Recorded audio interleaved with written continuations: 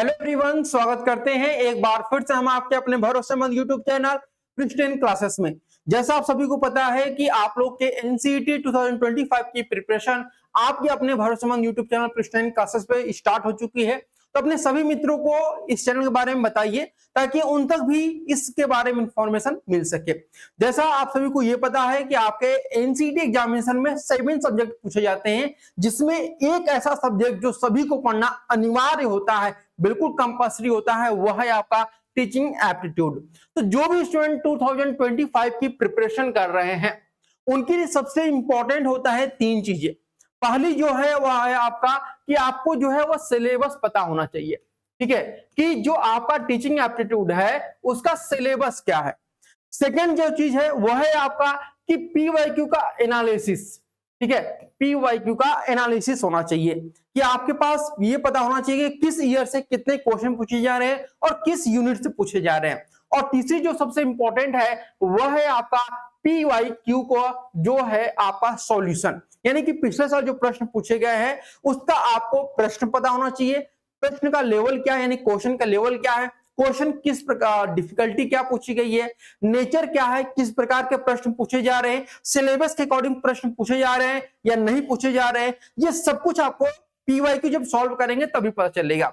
तो आज जो हम बात करने वाले हैं टीचिंग एप्टीट्यूड के प्रीवियस ईयर पेपर, यानी प्रीवियस ईयर पे पीवाईक्यू 2024 को आज हम लोग सॉल्व करेंगे। ठीक है, तो आज हम लोग जो सॉल्व करेंगे उसे बिल्कुल आराम से देखिएगा, समझ करके करिएगा, क्योंकि इसमें यही एक ऐसा सब्जेक्ट होता है, अगर आप अच्छे से समझते हैं, केवल समझते हैं, पढ़ते नहीं, केवल समझते हैं। मैं आपको हमेशा कहता हूं कि टीचिंग एप्टीट्यूड को आप पढ़ नहीं सकते बल्कि समझ सकते हैं। तो जब आप अच्छे से समझेंगे तभी आप इसमें नंबर प्राप्त कर पाएंगे। तो अगर आप चाहते हैं कि आपके जो है वह 20 में से 20 क्वेश्चन बिल्कुल सही हो, तो आप जितना हो सके उतने में माइंड को ओपन करके टीचिंग एप्टीट्यूड के जो भी आपके टॉपिक है, जो भी यूनिट है, उनको समझने का पहले प्रयास करिए। ठीक है, तो जो शुरुआत हम करेंगे उससे पहले आपको बता दें कि जो टीचिंग एप्टीट्यूड आपका पेपर होता है इसमें कितने क्वेश्चन पूछे जाते हैं। 23 क्वेश्चन पूछे जाते हैं और इसमें से 20 क्वेश्चन अटेम्प्ट करने होते हैं। ठीक है, और एक क्वेश्चन 4 मार्क्स का होता है, एक गलत करने पर आपका 1 नंबर कट भी हो जाता है। अब यहां पे ध्यान दीजिएगा कि 23 में से 20 क्वेश्चन ही आपको करने हैं और 3 आपको ऑप्शन मिलते हैं। ये बहुत ही बड़ा बेनिफिट आप लोग के लिए है। ठीक है, तो आप लोग बहुत आराम से इन सब चीजों को समझिए, पढ़िए। और अगर आपको गाइडेंस की आवश्यकता होती है कि हाँ टीचिंग एप्टीट्यूड में आपको कुछ चीजें समझ में नहीं आती है, तो आप हमारे गाइडेंस में आ सकते हैं। प्रिस्टीन क्लासेस जो है अपना कोर्स लॉन्च कर चुका है। हमारे कोर्स का नाम है आपका गुरु बैच। ठीक है, गुरु बैच। अब इस बैच को ज्वाइन, हमारे गुरु बैच में 3 प्रकार के कोर्सेस हैं, ITP BA BEd, ITP BSc BEd, ITP BCom BEd. गुरु बैच की जो क्लासेस है आपकी हमारी ऐप पर अगर हम बात करते हैं तो आपका 15 अक्टूबर से शुरू हो जाएगा। ठीक है, 15 अक्टूबर से हमारी जो गुरु बैच है उसकी ऐप पर जो क्लासेस है 15 अक्टूबर से स्टार्ट कर दी जाएंगी। तो यहां पर जो फीस है वो 3500 है, लेकिन 50 स्टूडेंट के लिए जो है इसमें 30% का ऑफ दिया गया है, यानी केवल आपका 2450 रुपीज में आपको यह कंप्लीट कोर्स मिल जाएगा। इसके क्या क्या बेनिफिट है ये सब कुछ आपको ऐप पर भी मिल जाएगा, या फिर हमारा गुरु बैच का जो वीडियो है वो भी आप देख सकते हैं। तो चलिए, अगर कोई भी आप लोग को प्रॉब्लम हो रही है तो आप इसमें हम कॉल कर सकते हैं और हमारे ऐप को, प्रिस्टीन क्लासेस को जरूर डाउनलोड करिए। अब बात करते हैं हम पिछले साल के पेपर को। 2024 का जो पेपर आपका हुआ था उसमें आपको बता दें कि आपके जो है यूनिट नंबर 1 से, यूनिट नंबर 1 में आप लोगों से किसी पेपर का आर्टिकल एक पूछ दिया जाता है, दे दिया जाता है। उस आर्टिकल से 3 क्वेश्चन आप लोगों से पूछे गए थे, 3 क्वेश्चन। तो सबसे पहले आप आर्टिकल पढ़िए, और जो आर्टिकल आप लोग का पूछा गया था वह एनईपी पर बेस्ड था, यानी कि नेशनल एजुकेशन पॉलिसी, जो कि आपका हमारा बेस्ड होता है एनसीएफ पे, नेशनल करिकुलम फ्रेमवर्क पे होता है।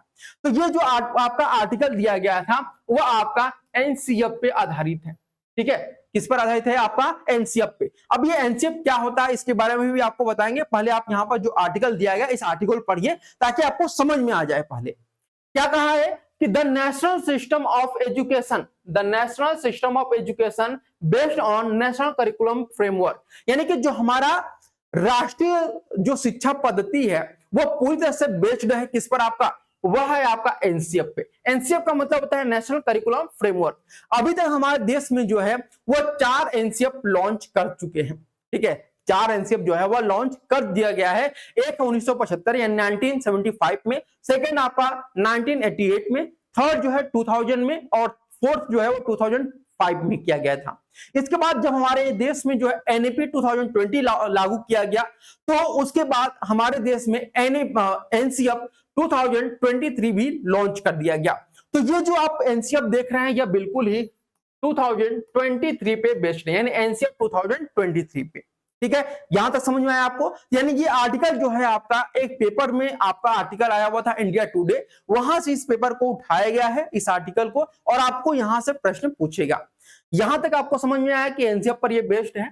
अब इसमें क्या चीजें कहा गया है? कहा गया कि which contains a common core along with other component that are flexible. यानी यहां पे कहा गया है आप लोगों का कि जो आपका जिसमें जो एनसीएफ है इसमें एक सामान्य कोर के साथ साथ अन्य लचीले तत्व भी शामिल किए गए हैं, ठीक है। इसके साथ यहाँ पे कहा जा रहा है आप लोगों का, एक एक चीज मैं समझाते चलूंगा कि the common code will include the history of India freedom movement, the constitutional obligation and other content essential to nurture national identity. यानी कहने का मतलब है आपका यहाँ पर कि सामान्य कोड में भारत के स्वतंत्रता संघर्ष का इतिहास, संवैधानिक दायित्व और राष्ट्रीय पहचान के संवर्धन के लिए आवश्यक अन्य सामग्री सम्मिलित होंगी। यानी इसमें क्या कहा गया है कि जो एनसीएफ तैयार किया गया है आपका नेशनल करिकुलम फ्रेमवर्क, इसमें हमारे देश यानी कि हमारा जो देश है स्वतंत्रता संघर्ष का जो इतिहास रहा उसके बारे में भी आप लोग को पढ़ने को मिलेगा। संवैधानिक जो हमारे दायित्व हैं, जैसे हमारे नेशनल ड्यूटी होती है, ठीक है, या हमारे जो मौलिक कर्तव्य होते हैं, उन सब चीजों के बारे में भी आप लोग को देखने को मिलेगा। साथ ही साथ इसमें आप लोग को राष्ट्रीय पहचान के संवर्धन के लिए आवश्यक जो सामग्रियां हैं, जैसे आपका कह सकते हैं एक भारत की साझा सांस्कृतिक विरासत, समतावाद, लोकतंत्र, धर्मनिरपेक्षता, लैंगिक समानता, पर्यावरण संरक्षण, सामाजिक रूढ़ियां का निष्कासन, छोटा परिवार के सिद्धांत। जैसे आप लोग देख रहे होंगे कि हमारा देश जो है वर्तमान में जनसंख्या की दृष्टि से नंबर 1 पे आ चुका है, चीन को भी पछाड़ करके। तो यहाँ पर छोटे परिवार के सिद्धांत को भी आप लोग को एनसीएफ के द्वारा पढ़ाया जाएगा जब आप लोग टीचिंग का अपना कोर्स करेंगे, ठीक है। इसके साथ आपका वैज्ञानिक स्वभाव जैसे मूल्यों को बढ़ावा देने के अनुसार डिजाइन किया जाएगा। यानी जो हमारा एनसीएफ है उसको जो डिजाइन किया गया है, ये बात चल रही थी तब की है जब एनसीएफ तैयार किया जा रहा था। तो एनसीएफ 2023 की बात हो रही है। तो इसमें कहा गया है कि इन सब चीजों को मिलाकर के आप लोग को जो है वो दिया जाएगा। एक बात ध्यान रखिएगा कि एनसीएफ को जो है वो 4 कैटेगरी में डिवाइड किया गया है, ठीक है। जैसे पहले फाउंडेशनल स्टेज को पर डिवाइड किया गया है, उसके बाद टीचर के लिए डिवाइड किया गया है, फिर एडल्ट के लिए डिवाइड किया गया है, प्रिपरेटरी के लिए डिवाइड किया गया है, ठीक है। तो अलग अलग चीजों को डिवाइड किया गया। ये सब चीजें हम लोग जो है वो गुरु बैच में पढ़ाई करेंगे, आप लोग को बताएंगे बिल्कुल डिटेल में, ठीक है। अब यहाँ पर ध्यान से देखिएगा आपका क्या कहा जा रहा है कि जो आपका एनसीएफ है ऐसे डिजाइन किया जाएगा जिसमें इन सब चीजों को बढ़ावा मिल सके, ठीक है। साथ ही यहाँ पर इंग्लिश का फिर से मैं आपको बोल देता हूं यहाँ पर कि all educational programme will be carried on strict conformity with secular values. India has always worked for peace and understanding between nations. यानी कि भारत जो होता है वह जो भी देश है उनके साथ मित्रता का भाव, शांति का भाव जो है वो स्थापित करना चाहता है, ठीक है। इसके बाद यहाँ पे कहा जा रहा है आपका कि treating the whole world as one family. यानी कि भारत जो है वह सभी देशों को अपना एक फैमिली मानता है, ठीक है। हमारे देश में कहा भी जाता है कि जो भी विदेशी लोग होते हैं हमारे देश में वो मेहमान होते हैं, उनका हमें स्वागत करना चाहिए भले वो दुश्मन हो, ठीक है। इसके बाद यहाँ पे कहा जा रहा है कि true to this hoary tradition education has to strength this world view and motivate the younger generation for international cooperation and peaceful coexistence. यानी यहाँ पे कहा जा रहा है कि यह जो प्राचीन परंपरा है यह आगे बढ़ाते हुए हमारी शिक्षा के दृष्टिकोण को मजबूत बनाएगी और युवा पीढ़ी को जो है अंतर्राष्ट्रीय सहभागिता और शांतिपूर्ण सहअस्तित्व के लिए प्रेरित भी करेगी। यानी जैसा हमारा अभी तक प्राचीन समय से चला आ रहा था कि हम हमेशा जो है वह धर्मनिरपेक्ष बने रहते हैं, दूसरे देशों की सहायता करते रहते हैं। जैसे अभी हाल ही में आप लोग देख रहे होंगे कि नेपाल जो है वह उतना ज्यादा डेवलप कंट्री नहीं है, लेकिन धीरे धीरे वह अगर हम क्रिकेट के परिप्रेक्ष्य में बात करते हैं तो क्रिकेट में भारत ने जो है नेपाल, अफगानिस्तान जैसे छोटे छोटे देशों की जो है बहुत मदद की है, खास करके क्रिकेट में आगे बढ़ने के लिए। तो ऐसे अलग अलग देश हैं, जैसे अभी मालदीव से अभी प्रधानमंत्री जी ने जो है वह जो समझौता ज्ञापन साइन किया है, जिसमें ये भी कहा गया है कि उनको उनके बीच में जो व्यापार होगा वो आपका जो उनके यहाँ की मुद्रा होगी उस स्थानीय मुद्रा में व्यापार किया जाएगा। तो हर देश के साथ भारत जो है वह धर्मनिरपेक्षता मित्रता के भाव के साथ वह मिलता जुलता है, और यही भाव जो है हमारे जो युवा हैं, जो आने वाली पीढ़ी है, उनको जो है वो प्रेरित करती है। ठीक है, साथ ही यहाँ पे कहा गया है कि इस पहलू को अनदेखा नहीं किया जा सकता है। समानता के प्रोत्साहन के लिए न केवल सुगमता बल्कि सफलता के पक्ष में भी सभी को समान अवसर देना आवश्यक है। यानी कि प्रोत्साहन के लिए हम केवल सुगमता पर निर्भर नहीं कर सकते हैं, बल्कि जब कोई सफल व्यक्ति रहे तो भी उसका साथ उसमें हमको देना होता है। ठीक है, इसके बाद इसके अतिरिक्त कोर पाठ्यचर्या के माध्यम से सभी में मूल समानता के प्रति सतर्कता पैदा की जाएगी। इसका उद्देश्य उन पूर्वाग्रहों को मिटाना है जो जन्म से सामाजिक वातावरण से संचारित किए जाते हैं। अब यहां तक जो चीजें आपने पढ़ा समझा, अब इसी पर आप लोगों से प्रश्न पूछे जाएंगे। ठीक है, अब उन प्रश्नों का आपको आंसर देना है। ठीक है, चलिए अब एक करके हम यहाँ पे प्रश्नों के बारे में देखेंगे। उससे पहले एनसीएफ के बारे में, जैसा मैंने आपको बताया था कि हमारे देश में जो है एनसीएफ अगर एनईपी 2020 जो है, जो आपका 2020 ये लागू होने से पहले 4 आपके एनसीएफ लागू हो चुके थे। 1975, 1998, सॉरी 1988, 2000, 2005 और एनसीएफ 2023। कोई इसको 2024 के नाम से भी जानते हैं, लेकिन है यहाँ पर एनसीएफ 2023।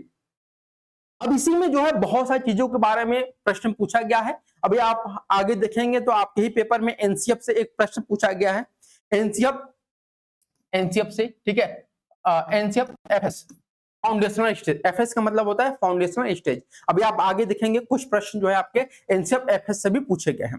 ठीक है, अब देखिए यहाँ पे ये जो अभी मैंने एनसीएफ के बारे में बताया, और ये जो आपका एनसीएफ 2023 है, ये बिल्कुल ही जो है वह बेस्ड है, वह किस पर बेस्ड है, वह बेस्ड है आपका एनईपी 2020 पे, यानी कि नेशनल एजुकेशन पॉलिसी 2020 पे आपका एनसीएफ 2023 बेस्ड है। यहां तक क्लियर है आपकी बातें एनसीएफ के बारे में? आगे और भी बहुत सारी चीजें एनसीएफ के बारे में जानने का, वो सब हम गुरु बैच में आप लोग को पढ़ाएंगे। ठीक है, अब आगे देखिए यहाँ पर अब प्रश्न आपका आ चुका है। प्रश्न क्या कह रहा है, एक ही तरीके समझेगा। कह रहा है कि which among the following values are to be cultivated in the national system of education, यानी कि निम्नलिखित में से किन मूल्यों का राष्ट्रीय शिक्षा प्रणाली में प्रवर्धन होना चाहिए।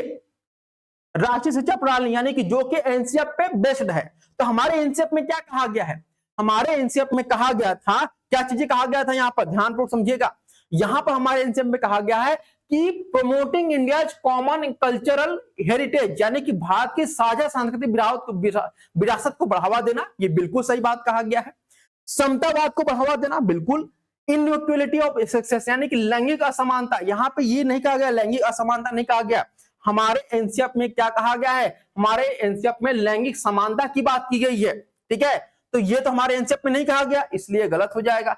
इसके बाद है मेंटेनिंग सोशल बैरियर्स, यानी कि सामाजिक रूढ़ियों को बनाए रखना, लेकिन हमारे यहाँ पे जो कहा गया है, हमारे एनसीएफ में जो है वह क्या कहा गया था, सामाजिक रूढ़ियों का निष्कासन, सामाजिक रूढ़ियों का निष्कासन यानी कि खत्म करना। लेकिन इसमें क्या कहा जा रहा है आपका, इसमें कहा जा रहा है आप लोग का कि जो सामाजिक रूढ़ियां उनको बनाए रखना, तो ये तो नहीं हो सकता। इसके बाद है इनकल्केशन ऑफ साइंटिफिक टेम्पर, यानी कि वैज्ञानिक प्रवृत्ति को अपनाना, बिल्कुल हमारे एनसीएफ में कहा गया है कि हम वैज्ञानिक प्रवृत्ति को जो है वह अपनाएंगे, तो ये भी बिल्कुल सही है। तो इसका मतलब क्या हुआ हमारा कि ए, बी और ई, ए बी ई किसमें है आपका, ऑप्शन नंबर ए में, इसलिए ऑप्शन नंबर ए जो है आपका वह सही हो जाएगा। यहां तक समझ में आया आप लोग को, यानी प्रश्न नंबर 1 का जो आंसर हो जाएगा वह ए बिल्कुल सही होगा। ठीक है, अब आगे बढ़िए। सेकंड क्वेश्चन पूछ रहा है कि which one among the following explains the global nature of Indian education, निम्नलिखित में से कौन सा भारतीय शिक्षा के वैश्विक स्वभाव का वर्णन करता है।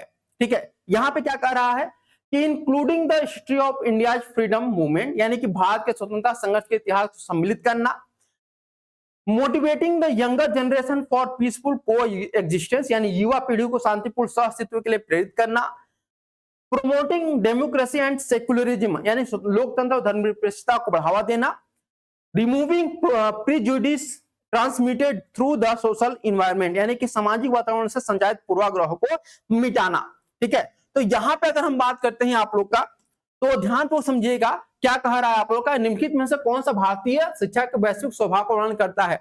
यानी कि जो हमारा वैश्विक ग्लोबल एजुकेशन सिस्टम है उसमें क्या हमारा जो है वह एक्सप्लेन करता है हमें।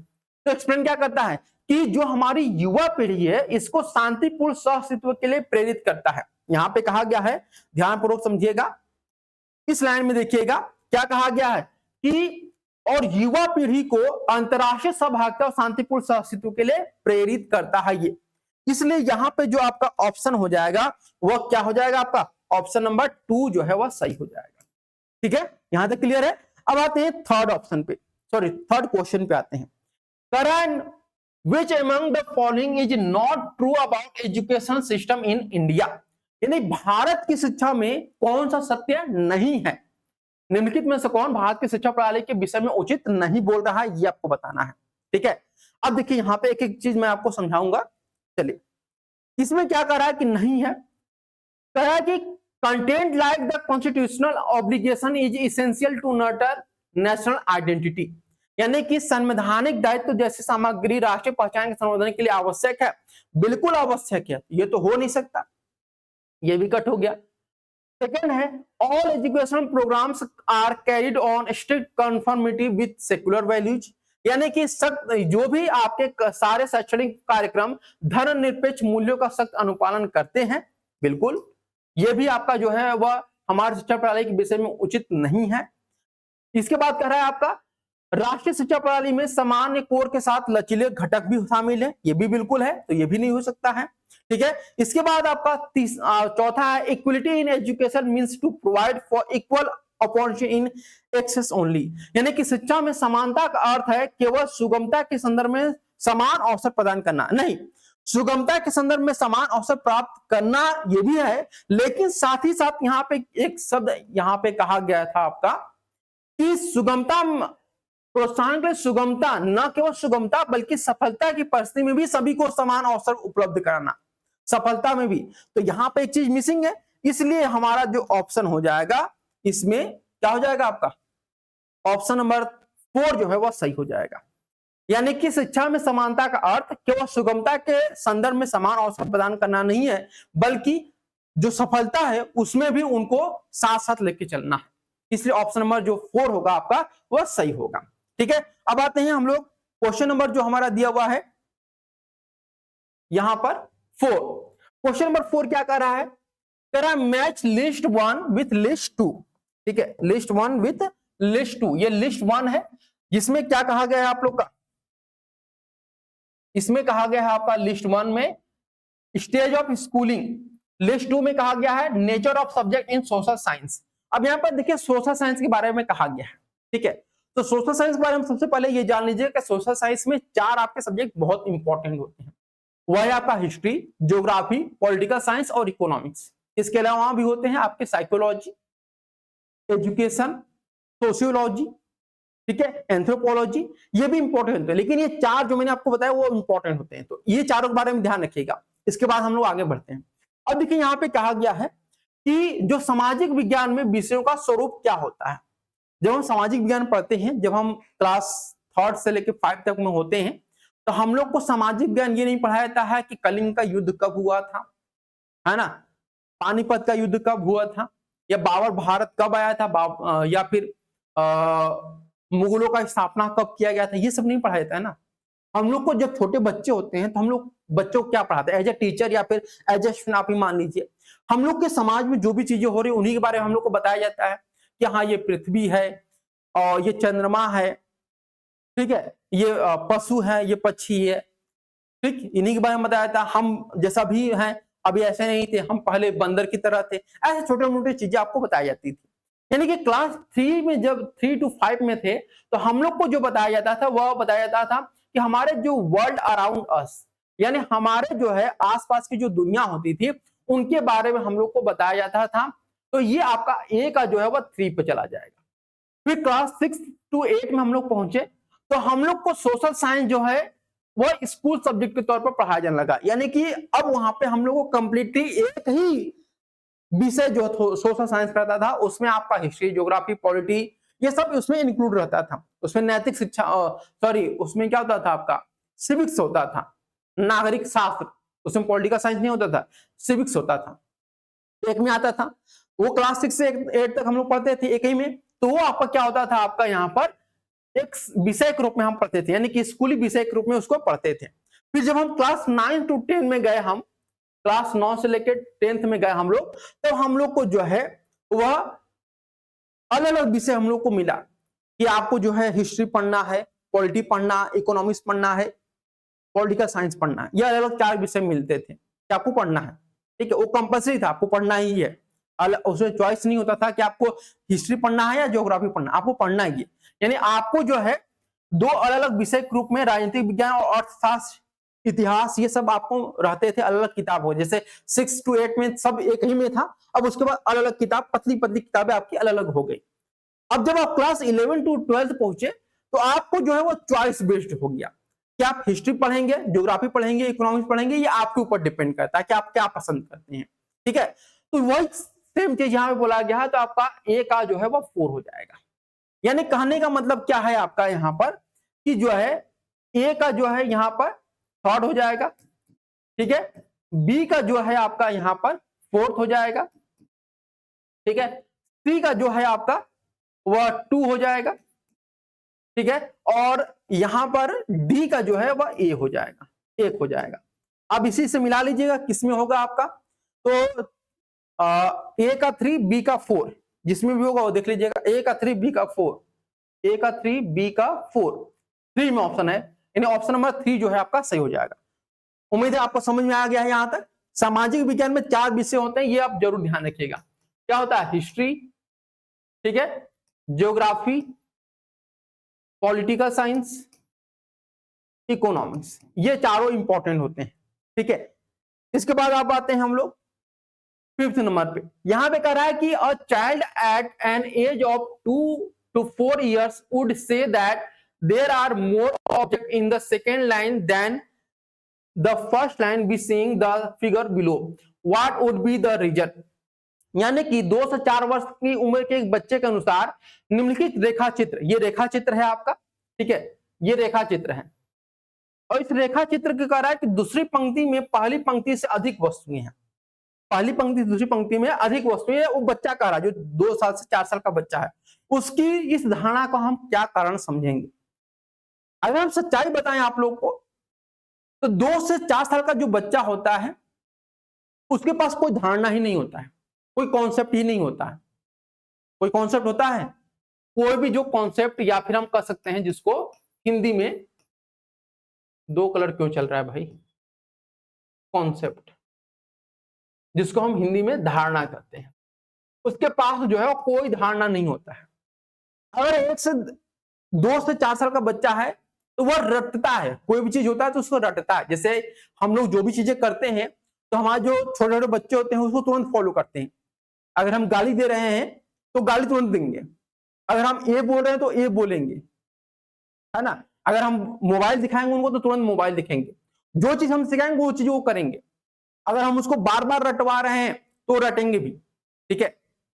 तो उनके अंदर समझने सोचने की चीजें नहीं होती है, बल्कि वो रटते हैं उन चीजों को। यानी 1 से लेकर 10 तक अगर काउंटिंग उनको सिखानी है तो अगर 4 से 5 बार बोलेंगे तो रट जाएंगे। लेकिन अगर उनको पूछे कि इसकी धारणा क्या है, इसका मतलब क्या, तो वो नहीं बता पाएंगे। उनको सिखाना पड़ेगा। तो उनको कैसे सिखाएंगे, आप उनको 1 से 8 या 9 या 10 सिक्के दे दीजिए उनको बताइए कि ये 1 है, ये 2 है, 3 है, ये 4 है, ये 5 है, ठीक है।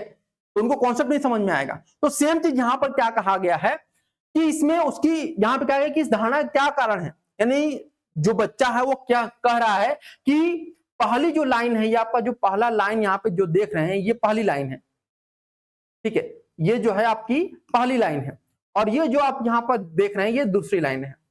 अब यहाँ पे प्रश्न बोला गया है कि दूसरी पंक्ति में पहली पंक्ति से अधिक वस्तु, ये बच्चा कह रहा है। तो बच्चा क्यों कह रहा है, क्योंकि वह जो है काउंटिंग जो कर रहा है उसे नजर आ रहा है कि ये आपका जो है वो कुछ बड़े बड़े हैं, कुछ अलग अलग है ना। जब बच्चे को आप देंगे तो वह काउंटिंग करता जाएगा। जब छोटे छोटे बच्चे होते हैं उनको बोलते हैं ना कि काउंटिंग करो या पैसे मिल जाएंगे उनको, तो बोलते हैं ना 1 2 4 5 10 12 20, हमारे पास 20 बच्चे हो, 20 पैसे हो गए या 20 रुपए हो गए, बहुत खुश हो जाता है ना। तो उसके पास इमेजिनेशन नहीं होता, वो धारणा नहीं कर पाता, बस रटता है। जैसे छोटे छोटे बच्चे जब हम होते हैं तो हम लोग को क्या सिखाते हैं, हम लोग जब छोटे बच्चे होते थे, हम लोग के सरकारी स्कूल में जो टीचर आते थे वो तो पढ़ाते तो क्या करते थे, बोलो 1 1 2 2 3 3 4 4 5 5 6 6 7 7 8 8 9 9 10 10, ऐसे पढ़ते थे। अब उसी को बच्चे बार बार उसको रटते थे और उनको याद हो जाता था। तो वो याद करते हैं, वो समझते नहीं है। तो यहां पर बच्चे में अभी तक संख्या संरचना का विकास नहीं हुआ है, यानी कि जो बच्चा है उसके पास जो है वो आपका क्या, यहां पर कहने का मतलब क्या है कि child has not develop the conservation of numbers, यानी कि नंबर का कंजर्वेशन उसका डेवलप नहीं किया गया है। इस वजह से वह जो है पहली लाइन से दूसरी लाइन में कह रहा है कि नंबर ज्यादा है। ठीक है, तो ऑप्शन नंबर हमारा यहाँ पे क्या हो जाएगा, ए बिल्कुल सही हो जाएगा। अब इन नंबरों को, इन ऑप्शन को भी देख लेते हैं। बच्चा इकाइयों की विशेषताओं को ठीक से देख पाने में असमर्थ है। 2 से 4 साल का बच्चा जो होता है आपसे ज्यादा तेज होता है देखने में। अगर कहीं नमकीन मिला हुआ, कहीं चॉकलेट पड़ा हुआ है तो तुरंत देखकर पकड़ लेगा वहां पे, है ना। उसी प्रकार से बच्चा गिनती करने में असमर्थ होता है। नहीं नहीं, बिल्कुल गलत है। यहाँ पे बच्चा गिनती करने में बिल्कुल समर्थ होता है, क्योंकि वो रटता है, वो गिनती कर लेता है। जैसा मैंने अभी आपको बताया, बच्चे में संख्या का भय, बच्चे संख्या से भय ही नहीं करते हैं। जब तक आप उनको भय नहीं देंगे, जब तक उनको नहीं कहेंगे कि अगर तुम गिनती पढ़ोगे यानी काउंटिंग करोगे तो तुमको भूत पकड़ के ले जाएगा, या कोई भी कह देगा कि रजसवा पगला आएगा तुमको पकड़ के लेके चला जाएगा, है ना। जब तक आप उनको डराएंगे नहीं तो उनके अंदर भय पैदा ही नहीं होगा। वो तो छिपकली को पकड़ के इधर उधर घूम जाएंगे। ठीक है, तो जब तक आप अंदर उनके अंदर भय नहीं पैदा करेंगे तब तक उनको अंदर कुछ भी भय पैदा ही नहीं होगा। तो यहां तक समझ में आप लोग को, तो ऑप्शन नंबर ए जो है आपका यहाँ पर सही होगा। इसके बाद आते हैं क्वेश्चन नंबर 6 में। क्वेश्चन नंबर 6 कह रहा है match list 1 with list 2। List 1 में ऑटोबायोग्राफी है, लिस्ट 2 में जो है ऑथर उसके हैं, यानी कि पहला लिस्ट जो है ऑटोबायोग्राफी है और सेकंड जो है आपका उसके ऑथर है। यहां पे कह रहा है प्लेइंग इट माई वे। ये तो सबको पता है, बच्चे को पता है कि प्लेइंग इट माई वे जो है वो ऑटोबायोग्राफी है God of cricket Sachin Tendulkar का। जी हाँ बिल्कुल, प्लेइंग इट माई वे जो है वह किसका है, सचिन तेंदुलकर जी का है। तो आपका यहां पर मिलके आ गया ऑप्शन नंबर 2 पे। इसके बाद wings of fire, missile man, the missile man APJ Abdul Kalam इनकी है। तो ये हो जाएगा सेकेंड का थर्ड ऑप्शन हो जाएगा। ठीक है, यहां तक समझ में आया। इसके बाद यही से आप मिला लीजिएगा कि ए का 2 और बी का 3, ए का 2 बी का 3, ए का 2 बी का 3 कहां पे है, ए का 2 बी का 3 ऑप्शन नंबर 4, यानी कि 6 का जो है आपका 4 ऑप्शन सही हो जाएगा। ठीक है, इसके बाद आप लोग मिला ही सकते हैं, आपका सी का 4 हो जाएगा। ठीक है, यहाँ पे सी का जो अनटचेबल ऑफ इंडिया जो है वसंत मुन का है, जूठन जो है आपका ओम प्रकाश वाल्मीकि जी का है। ठीक है, चलिए आगे बढ़ते हैं। क्वेश्चन नंबर 7, ये बहुत इंपॉर्टेंट। अभी जैसे आप लोग को मैंने समझाया था एनसीएफ के बारे में, वहां पे मैंने एक शब्द का यूज किया हुआ था एनसीएफ एफएस का। तो एनसीएफ एफएस यहाँ पे आप लोग को एनसीएफ एफएस से ही ये प्रश्न जो है वो आपका पूछा गया है। किससे, एनसीएफ एफएस से पूछा गया है, national curriculum framework foundation stage से प्रश्न पूछा गया है। ठीक है, अब ये प्रश्न क्या कह रहा है कि the Panchakosha Vikas of a child denotes the development in 5 layers arranging these in correct sequence. यानी कि बच्चे के पंचकोश विकास का अर्थ है 5 परतों में विकास, निम्नलिखित को उचित क्रम में व्यवस्थित करिए। यहां पर बच्चे के पंचकोश की बात की गई है। बच्चा यानी कि मैंने आपको क्या बोला, फाउंडेशनल स्टेज। हमारे एनईपी में 4 प्रकार के स्टेज हैं, आप सभी पता होगा। एनईपी जो हमारा है, हाँ देखिए एनईपी 2020 में इसमें 4 प्रकार के आपके जो है वह स्टेज के बारे में बोला गया। पहला जो है आपका फाउंडेशनल स्टेज, सेकंड जो है आपका प्रिपरेटरी स्टेज, थर्ड जो है आपका मिडिल स्टेज, ठीक है, फोर्थ जो है आपका वह है आपका सेकेंडरी स्टेज। ठीक है, और इन चार ही, यही जो चार आपके स्टेज है, इन चार स्टेज के आप टीचर बनेंगे, ध्यान रखिएगा। और इन चारों स्टेज के टीचर बनने के लिए आपको 4 साल पढ़ाई करना होगा। एनसीटी के थ्रू आपको जाना होगा, एडमिशन लेना होगा, जिस भी आप कॉलेज में जाइए, चाहे आईआईटी में जाइए, एनआईटी में जाइए, आरआई में जाइए, इन चार में से कोई एक स्टेज का आप पढ़ाई करेंगे, तभी आप जाकर के टीचर बनेंगे। यहां तक बात समझ में आया आप लोग को? अब आगे देखिए यहां पर कि जो आपका ये प्रश्न पूछा गया है वह एफएस से पूछा गया है, एनसीएफ एफएस से यह प्रश्न पूछा गया है। आप जैसे देख रहे हैं हमारा जो शरीर है, या हमारे हम छोटे से बच्चे की बात करते हैं जो अभी मात्र 2 साल से लेकर के 6 साल का बच्चा हुआ है। ठीक है, फाउंडेशनल स्टेज का बच्चा है जो बाल वाटिका में जा रहा है पढ़ाई करने, उसके शरीर को हम लेकर के चलते हैं। तो उसका जो शरीर देख रहे हैं ना, उसके शरीर में 5 लेयर है। पहला लेयर आप देख रहे हैं उसका, जो अभी हम लोग खाने पीने से बनाए अपना शरीर। सेकेंड जो लेयर होता है वह खाने पीने से जो हमारे हमको जो है एनर्जी मिलती है। ठीक है, जो प्राणमय कोष होता है वो सेकेंड लेयर होता है। ठीक है, इसके बारे में भी हम आगे डिस्कस करेंगे कि हमारे 5 लेयर कौन कौन से होते हैं। मैं एक आपको आकृति दिखाता हूं, उस आकृति को आप समझेंगे तो आपको समझ में आ जाएगा। ठीक है देखिए, ये आकृति आप देख रहे हैं, तो ये जो आप यहां पर देख रहे हैं ना, पंचकोश एनसीएफ एफएस में जो बोला गया है। ठीक है, एनसीएफ एफएस में बोला गया है आपका, 1 मिनट कॉल आ रहा है। ठीक है, बस ठीक है। अब देखिए जो यहां पर पंचकोश की बात की गई है, ये पंचकोश जो है आपका एनसीएफ एफएस में जो ये पंचकोश को लिया गया है, तो ये पंचकोश की जो अवधारणा है वो कहां से लिया गया है? वो तैत्तिरीय उपनिषद से लिया गया है। इसे तैत्तिरीय उपनिषद से लिया गया है। ठीक है, तैत्तिरीय उपनिषद से आपका लिया गया है। इस एनसीएफ में आपके जो तैत्तिरीय उपनिषद से लिया गया है आपका ये पंचकोश, इन पंचकोश का आपको जो पढ़ना है वो एनसीएफ एफएस में पढ़ना है। ठीक है, एनसीएफ एफएस के अनुसार पंचकोश हमारे शरीर में, ये योग के मामले में भी आप पढ़ सकते हैं, एनसीएफ के द्वारा भी पढ़ सकते हैं। जब जो भी लोग योग में डिप्लोमा करते हैं या सर्टिफिकेट कोर्स करते हैं तो उनको भी ये चीजें पता होती है, क्योंकि ये बेसिकली योग का ही एक कोर्स है। ठीक है, तो यहां पर देखेंगे आपको 4-5 प्रकार के कोर्स देखने को मिलते हैं। एक होता है आपका अन्नमय कोर्स। ठीक है, पहला जो है आपका वो अन्नमय कोर्स होता है। अभी जो मैंने आपको बताया यहाँ पर हिंदी में भी आप लोग देख लीजिए, यहाँ पर ये अन्नमय कोर्स यानी ये पहले नंबर पर होता है। ठीक है, सेकंड यहाँ पे जो आप कोर्स की बात करते हैं वो है आपका प्राणायाम कोर्स, प्राणायामय कोर्स, यानी कि आपका जो है प्राणायामय कोर्स। ठीक है, यानी अगर हम अन्नमय कोर्स की बात करते हैं तो अन्नमय कोर्स जो होता है ये हमारा पहला, हम जो शरीर देख रहे हैं, हमारा जो शरीर देख रहे हैं, आपका जो शरीर है वही आपका जो है अन्नमय कोष होता है। दूसरा जो होता है हमारा कोष वो प्राणमय कोष होता है, यानी हमारा जो प्राण होता है, यानी कि हम जो अन्न के द्वारा हम अपने आप को जीवित रखे हुए हैं, तो इसमें हमारी सांसें भी तो चल रही है ना, प्राण तो हमारे चल रहे हैं ना, तो हमारे प्राण को कैसे और ज्यादा आगे बढ़ा सकते हैं? तो प्राणायाम करके हम आगे बढ़ा सकते हैं। और अन्नमय कोष का जो हमारा अन्नमय कोष, यानी ये जो हमारा लेयर देख रहे हैं, ये जो हमारा भाग देख रहे हैं सामने, अपना भाग देख रहे हैं, जो चीजें हम खुली आंखों से देख सकते हैं वो सब कुछ अन्नमय कोष होता है। तो उसको आगे कैसे बढ़ा सकते हैं? तो योग के द्वारा बढ़ा सकते हैं। लेकिन जो प्राणायामय कोष होता है उसे हम प्राणायाम के द्वारा कर सकते हैं, प्राणायाम। ठीक है, जैसे होता है ना ये सब चीजें करके। ठीक है, इसके बाद थर्ड नंबर पर अगर हम बात करते हैं आपका, तो वह है आपका यहाँ पे मनोमय कोष, जिसको हम इमोशनल बॉडी भी कहते हैं, मनोमय कोष। ठीक है, ये हो गया आपका मनोमय कोष, ये आपका तीसरे नंबर पे हो गया। चौथे नंबर, ये तीसरा नंबर जो होता है मनोमय कोष, यानी हमारा जो मन की होती है, यानी इमोशन जो हमारे होते हैं।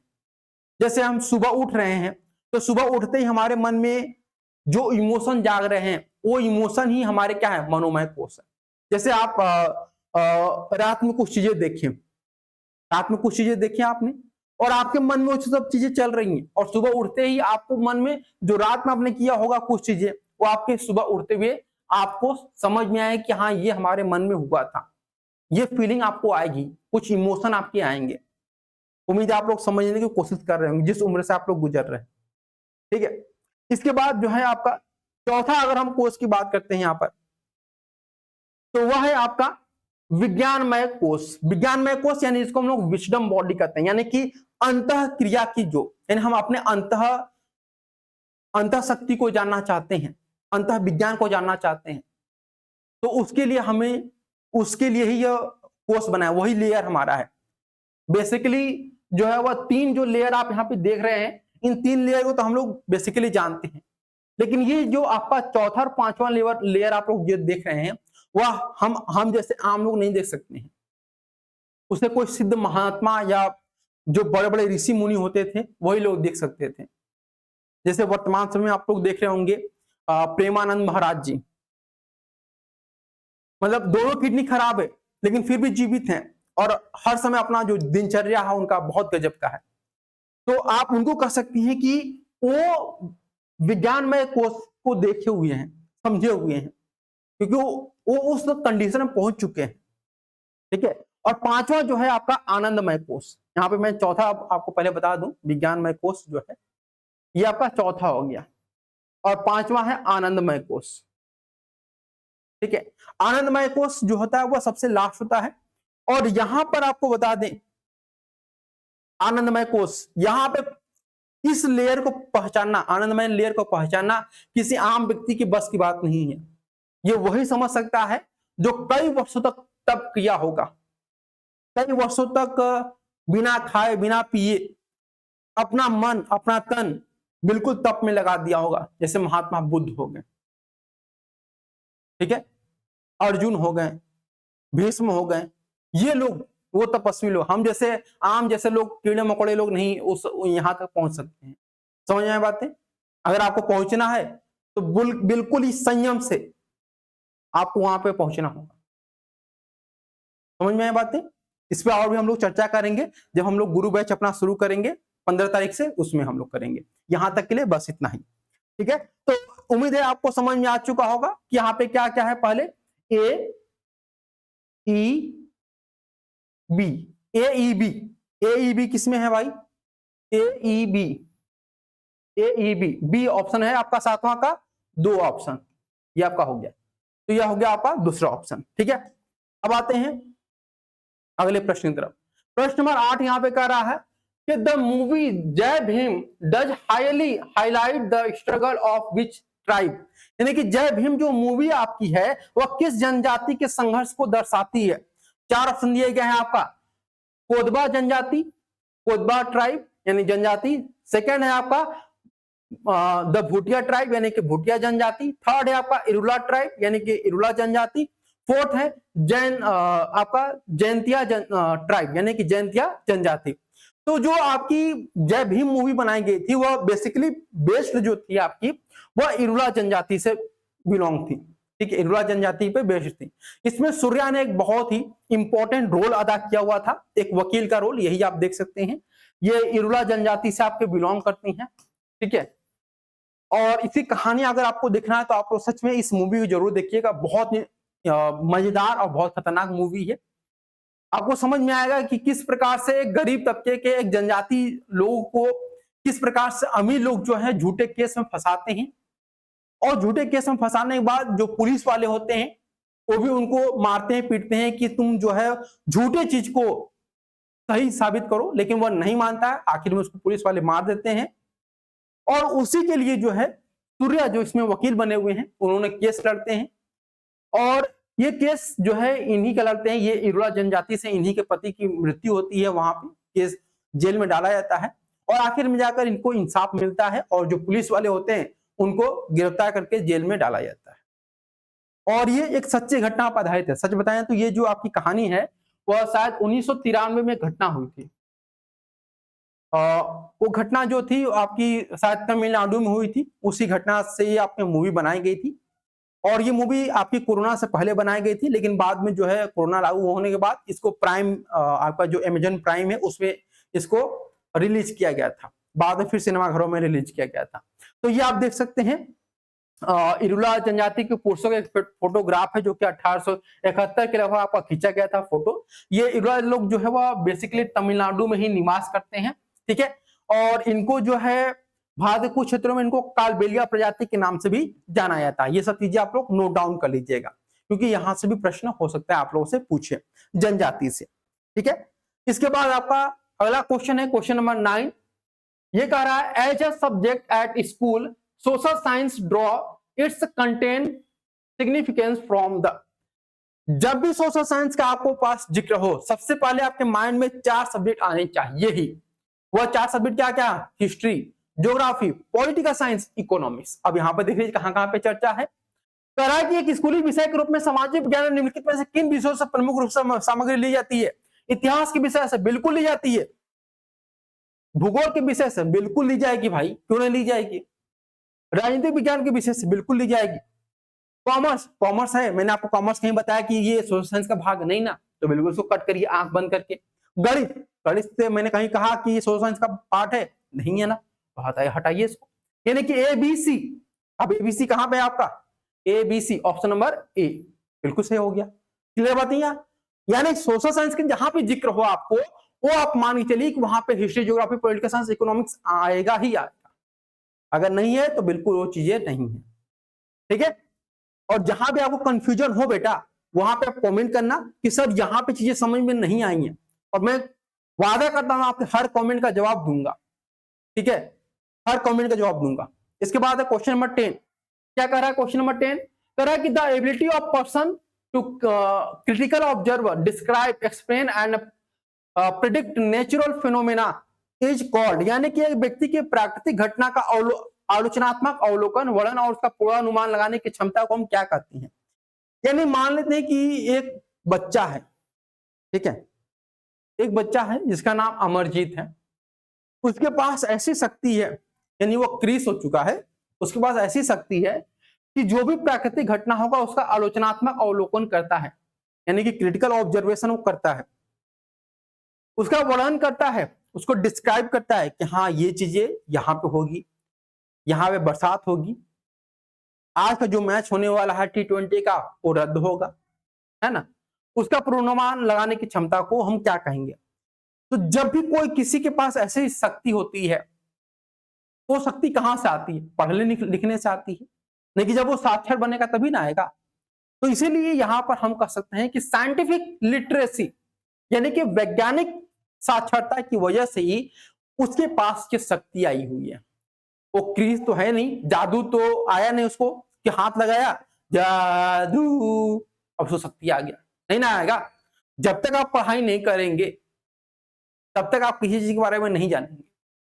पढ़ाई का कोई शॉर्टकट नहीं है, आपको बिल्कुल डेडिकेटेड होकर के पढ़ाई करना है। और एक बात ध्यान रखिएगा, अगर आज पढ़ाई नहीं करेंगे तो आगे चलकर एक वक्त ऐसा भी आएगा जब आपको लगेगा कि काश अगर मैं उस वक्त पढ़ाई कर लिया होता जब सर पढ़ा रहे थे, तो उस वक्त आपको जब पछताना हो रहा था उस वक्त आपको फिर पछताना नहीं पड़ता। तो अभी से अपना प्रिपरेशन शुरू कर दीजिए, जहां तक हो सकेगा वहां तक मैं हेल्प करने के लिए आपको तैयार हूं। बस अपना प्रिपरेशन अच्छे से करिए, क्योंकि अभी 12th के बाद ही एक ऐसा उम्र होता है आप लोग का जहां पे आप लोग जो भटकाव का जो रास्ता होता है ना वो होता है। आप लोग जैसे क्या है ना कि जैसे यहाँ पे 12th है, अब ये रास्ता, बहुत सारे रास्ते आपके पास जाएंगे। अब आपको चॉइस करना है कि आप किस रास्ते पर जा रहे हैं। आप प्रेमी बनना चाहते हैं, प्रेमिका बनना चाहते हैं, या विद्यार्थी बनना चाहते हैं, या करोड़पति बनना चाहते हैं, बिजनेसमैन बनना चाहते हैं, साइंटिस्ट बनना चाहते हैं, इंजीनियर बनना चाहते हैं, टीचर बनना चाहते हैं, ये आप डिसाइड करेंगे। तो डिसाइड करिए कि आपको क्या बनना है, प्रेमी बनना है, प्रेमिका बनना है, टीचर बनना है, साइंटिस्ट बनना है, क्या बनना है वो आपको डिसाइड करना है। तो पढ़ाई करिए। इसके बाद आते हैं अगले क्वेश्चन की तरफ।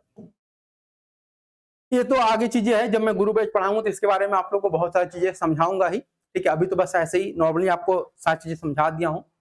अब आते हैं अगला क्वेश्चन है क्वेश्चन नंबर 11। कह रहा है कि the film depicts the struggle and fight of HIV positive women to gain respect to her work place. यानी कि ऐसी कौन सी फिल्म है जिसमें एक HIV पीड़ित महिला के कार्यस्थल पर आत्मसम्मान को पाने के संघर्ष को दर्शाया गया है?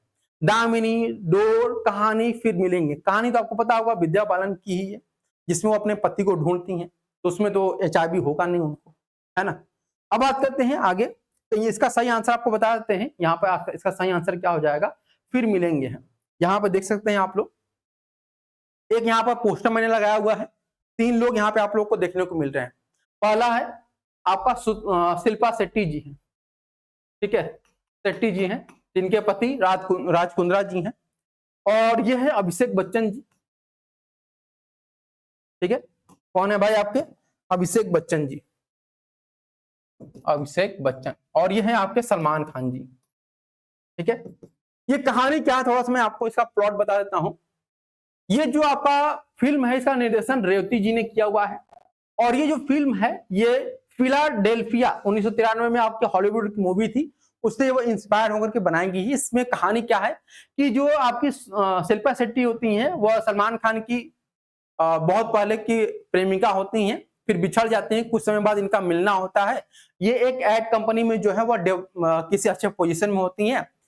और जब ये इनसे मिलती हैं सलमान खान से बहुत दिनों के बाद, तो इनका प्रेम जो है वह उबाल मारता है। और जैसे प्रेमी प्रेमिका कई दिनों के बाद मिलते हैं, तो उनका मिलन होता है। और जब मिलन होता है तो पता चलता है कि सलमान खान पहले से ही HIV पीड़ित हैं, और उन्होंने अपना HIV जो है वह शिल्पा शेट्टी को दे दिया। और शिल्पा शेट्टी को के बारे में जब उनके ऑफिस के लोगों को पता चला, तो उनको ऑफिस से निकाल दिया जाता है, इस कारण कि आपको HIV है और सभी लोगों को फैल जाएगा, इसलिए इनको निकाल दिया जाता है। और इससे ये बहुत ज्यादा ठेस इनको पहुंचता है। और ये खोज करती हैं सलमान खान की, लेकिन सलमान खान तो पहले से हॉस्पिटल में होते हैं HIV के कारण। और जब ये नहीं मिलते हैं, तो ये शिल्पा शेट्टी जाती हैं अभिषेक बच्चन जी के द्वारा, अभिषेक बच्चन जी के पास, जो कि एक वकील होते हैं। और क्योंकि उस हमारे देश में जो है HIV को लेकर के कोई ऐसा संविधान में कुछ लिखा हुआ है नहीं, खास करके पहले। तो यहाँ पर जो वकील हैं अभिषेक बच्चन जी, ये पहले जब जहां पे जाते हैं हाई कोर्ट में, वहां पे केस आ जाते हैं, फिर ये सुप्रीम कोर्ट में जाते हैं, केस ये फिर जीत जाते हैं। जब ये केस जीतते हैं, तो ये शिल्पा शेट्टी जी जाती हैं सलमान खान के पास हॉस्पिटल में, लेकिन सलमान खान जी वहां पे डेथ हो गया होता है इनका। तो ये बेसिकली आपका कहानी है एड्स के प्रति में। आप लोग देखिएगा, अच्छी मूवी है, आप लोग कुछ सीखने को ही मिलेगा, ठीक है। तो उम्मीद करते हैं आपको यहां तक प्रश्न नंबर 11 तक सारी चीजें समझ में आई होंगी। यह पार्ट हमारा रहेगा आपका एक पार्ट। इसके बाद हम लोग जो है अगले पार्ट में जो है अगले जो कुछ क्वेश्चन रहेंगे बचे हुए, लगभग 12 क्वेश्चन है, उनको हम लोग डिस्कस करेंगे। आज के सेशन में इतना ही। और गुरु बैच ज्वाइन करने के लिए आप सभी को पता है कि आपको क्या करना है। गुरु बैच ज्वाइन करने के लिए आज ही हमारे ऐप को जो है आप लोग डाउनलोड कर लीजिए, प्रेडिक्शन क्लासेस को, जहां पे 3 प्रकार के कोर्स हैं, ITP BEd BEd, ITP BSc BEd, ITP BCom BEd। इन तीनों में से जो भी आपको कोर्स लेना है उसको ज्वाइन कर लीजिए। और आप लोग अपना गुरु बैच में जो तैयारी है 15 अक्टूबर से वो आप लोग स्टार्ट कर दीजिए। तो आज के लिए इतना ही, फिर मिलते हैं नेक्स्ट सेशन में, तब तक के लिए धन्यवाद। Thank you so much for watching this video.